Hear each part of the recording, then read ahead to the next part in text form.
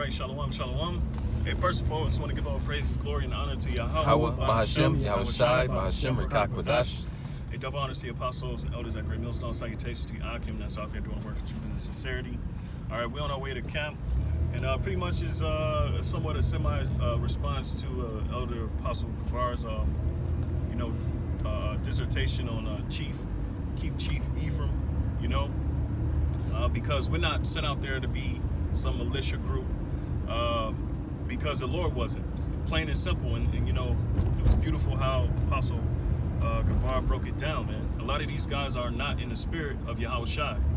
They're lone wolfing it. They're doing their own thing based on their own primitive, emotions, and we're not called to do our own thing. We're called to do the work of the Lord, and the apostle broke it down, and I just wanted to, just basically add our 2 cents, man, because, when that spirit where Esau is, we're dealing with the devil, so he's going to come. He's going to use what he can against us. Now, we're not cowards because we don't go out there dressed in military boots, military pants, and a flak jacket, like we're part of some war. It's a spiritual war, and that alone right there, should tell you what type of spirit we're supposed to be in. But you got Jake, which are most of our people are sottish, and it's sad, but it's true. Most of our people are stupid, man. All right, and they just don't get it. And their eyes is covered with a veil, And so the thing is, like the apostles explained, it's all about being wise. That's why Yahawashi, he said, be wise as a serpent and harmless as a dove. All right, because he's sending us as sheep among wolves. All right, Esau's whole thing is the carnal aspect. He the one that gets off on killing people. He the one that's the tough guy. He's the one that's the terrible one. As the scripture said, that terribleness have deceived thee. And Yahawashi is coming back. Why? Because he alone, in that day, he's going to show forth his power, and he's going to be the one glorified. Alone, all right? Okay? And really, we're just pawns in this thing, man. All right? As though, as hard as that may sound, but it's true. Okay? Because the Lord is going to come back. He's going to correct. He's going to do the things that needs to be done. Okay? All right, as far as being the one bringing the prowessness, all right, like the Apostle Kavar was breaking down perfectly, and I don't want to add to what he was saying. Take away from anything he was saying, because everything he was saying is on point. Yahawashi is the one that's going to bring have that prowess. He the one that's going to be bringing that war, not us, man. We are consuming Esau with the spirit of his mouth, which is all we need. Okay, we're pulling down those strongholds. Okay, we're pulling on this hill. Okay, we're not fighting. This is not a carnal thing. Okay, and that's one thing that we have to understand. Okay, this is Hebrews. All right, Salaki, Hebrews. Salaki, bear with me. All right, start with Hebrews, where it says our body is a living sacrifice. That's 12, right? I guess so. Hebrews 12 and 1, it says, wherefore seeing, Slaki. Let me see. I think it was 12 and 1. But if you can look, read the Isaiah 53 until I can find this. So I got a precept for you. Come. This is the book of Galatians, chapter 5. Trying to see if I should start at 24. It says we should be a living sacrifice. Yeah, so that's 12. Living sacrifice? Yeah. Romans 12 and 1. Romans? Yeah. Okay, you got it out. Go ahead. Okay. It's the book of Galatians, chapter 5, verse 25. Mm-hmm. If we live in the Spirit, let us also walk in the Spirit. That's perfect. If we live in the Spirit, let us also walk in the Spirit. We have the Spirit of Yahawashi. And we're going to get to the part to Hebrews where it explains, Isaiah 53, where it explains how Yahawashi was. He wasn't this tough guy. He grew up rough, which we were explaining. We was going over that earlier, on our way to camp right now, which we're about to camp with the Chicago camp. he was tender, man. He wasn't, and he grew up rough, man. You know, but he wasn't this super tough guy. You know, he was comely. He was delicate. Though people didn't see him as comely, you know, they disdained him. They hated his speech. They hated him because he was pure. You know, he was sincere. All right, just like we are. You know, we're pure and sincere. You know, Lord willing. You know, we hope we are pure and sincere. You know, Salaki, go ahead. It says, if we live in the Spirit, let us also walk in the Spirit. Yeah. Let us not be desirous of vain glory. See, and that's perfect because the elder broke it down. Most of the Israelites are megalomaniacs, man. They get off on their own power. They get off on being, presenting them in such a way. You know, Yahawashi is going to represent that power. He's going to be the one to invigorate us Israelites, man, in that time. He's going to make us a sharp threshing tool, man.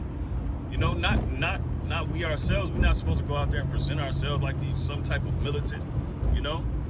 And most of our people had that type of proudness, man. Could you read it again, Salaki? This book of Galatians, chapter 5, verse 25. If we live in the Spirit, let us also walk in the Spirit. Let us not be desirous of vain glory, right, provoking one another, right, envying one another. And that's all that brings. All that vain glory, want to be a megalomaniac, getting off on your own power, you know, with this imagery that you're pushing, you know, that brings nothing but contention, man, and envy, you know. So you're not doing the work of the Lord with in sincerity. You want to be known as this tough guy, you know, and really all you're doing is setting yourself up, man. The blind leading the blind, you know. It's like, yeah. Is that it on there, or is more? That was it. All right. So this is Romans 12:1. It says, I beseech you, therefore, brethren, by the mercies of the Most High, that ye present your bodies a living sacrifice, wholly acceptable unto the Most High Yahweh, which is your reasonable service. So we're a sacrifice. All right. The scriptures, which I just quoted earlier, we are sent as sheep. All right. Among wolves. And the apostle was breaking it down perfectly, man. The sheep isn't this,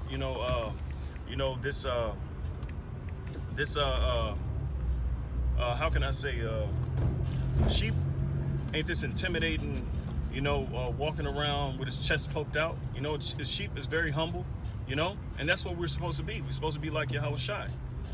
And he expresses that. He says, take this yoke, take my yoke, all right? And basically, for I am meek, you know, if you can find that, it says, for I am meek, Yahawashi, Salaki. Okay, I got it. So holy, acceptable unto the Most High. So we're a living sacrifice, holy, all right, meaning separate from the world, you know, and joined unto the Most High, acceptable unto the Most High, which is your reasonable service, and be not conformed to this world. So what does Jake get that militancy from? You see 144.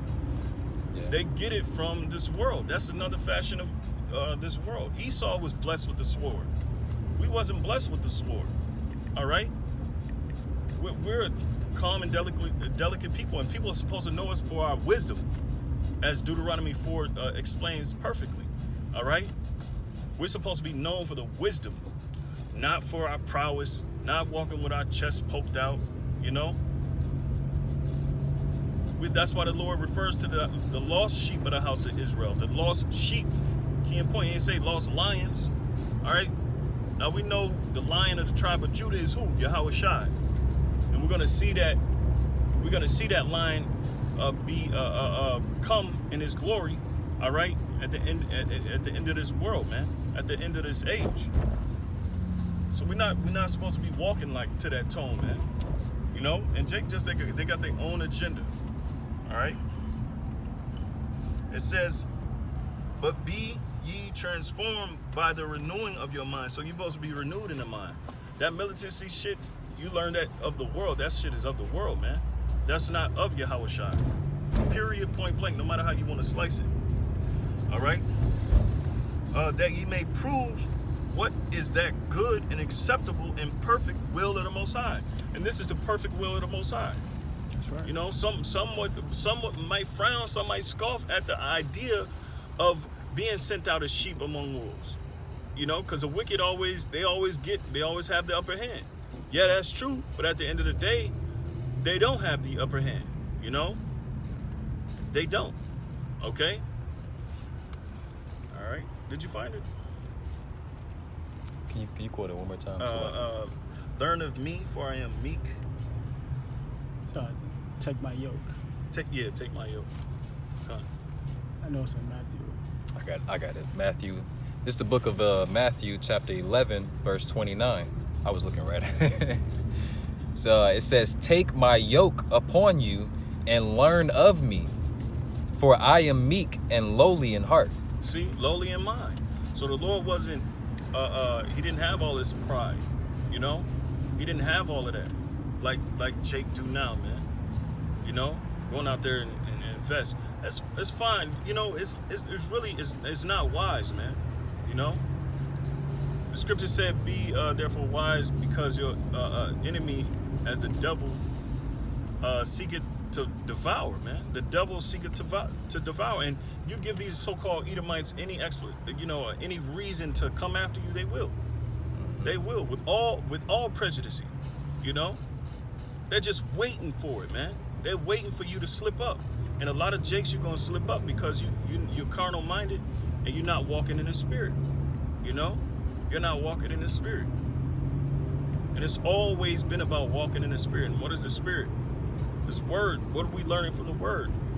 All right? Well, go ahead, read it again out.